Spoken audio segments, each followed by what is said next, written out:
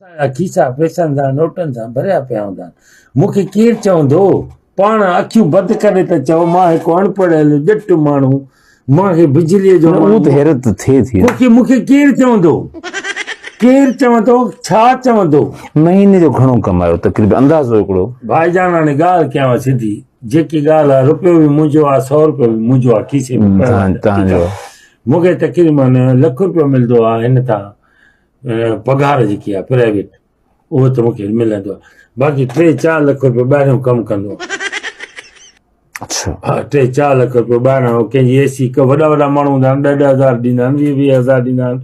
इहा साफ़ी तव्हांजी कमाई आहे ऐं जेको खाधो पीतो सब्जी उहो सॼो अवाम ते राशन हो साहब। मिसाल हाणे सम्झ तुम तव्हां बीठा हो हिंदाणो वठो था पंहिंजे घर जे लाइ, ॾिस त मोटर ते हीअं अची बीह रहंदो मां, पोइ साहब असलम साहब हिंदाणो वठा, तव्हां ऑटोमेटिक तव्हां मूंखे चवंदव मूंखे ख़बर आहे तूं कुंडी कूओ एसी थो हलाए, तूं मुंहिंजी सनी कने असांजे हिंदाणो खाराईंदे वठी ॾींदे किलो 3-4 किलनि जो थैले में चइबो आहे न को मसइलो। मां हर वक़्तु चवंदो आहियां हुन रेडी आहे घणा थिया ॾियणा न आहिनि, हेॾे ध्यानु आहे अलाए न, मां हुनखे ॾियणा न आहिनि, मां घणा थिया तव्हां चवंदो न रखो मूंखे ॾियणा न हूंदा, मूंखे ख़बर आहे तूं ई ॾींदे, मां न यार तव्हां रखो।